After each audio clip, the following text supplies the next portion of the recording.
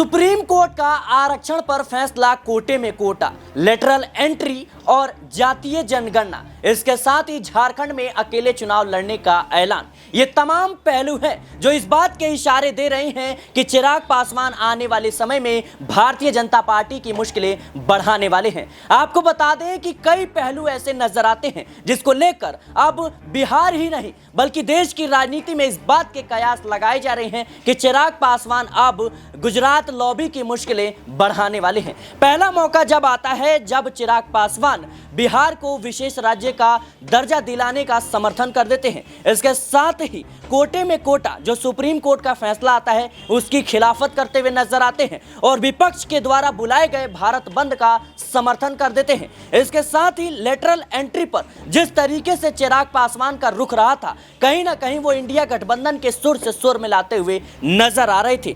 इसके साथ ही वक्फ बोर्ड संशोधन बिल और कहीं ना कहीं चिराग पासवान ने इसके खिलाफत की। नतीजा यह हुआ कि जेपीसी को भेजना पड़ा। आपको बता दें कि इसके साथ ही झारखंड में उन्होंने एक बड़ा ऐलान कर दिया।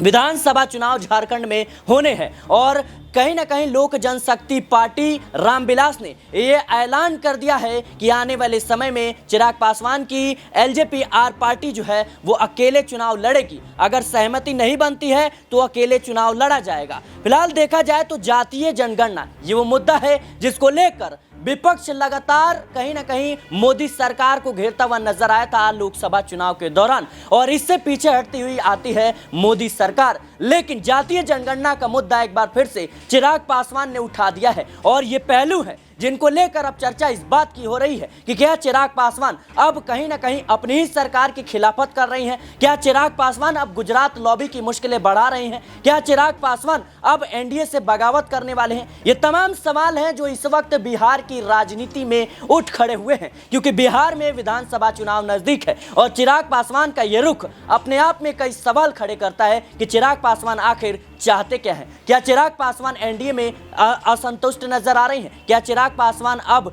कई नीतियों से अलग, एनडीए से अलग नजर आ रहे हैं? आखिर इसके क्या मायने हैं? फिलहाल इस रिपोर्ट में इतना ही। देश और दुनिया की तमाम खबरों के लिए बने रहे नेक्स्ट 10 पॉलिटिकल बाइट के साथ।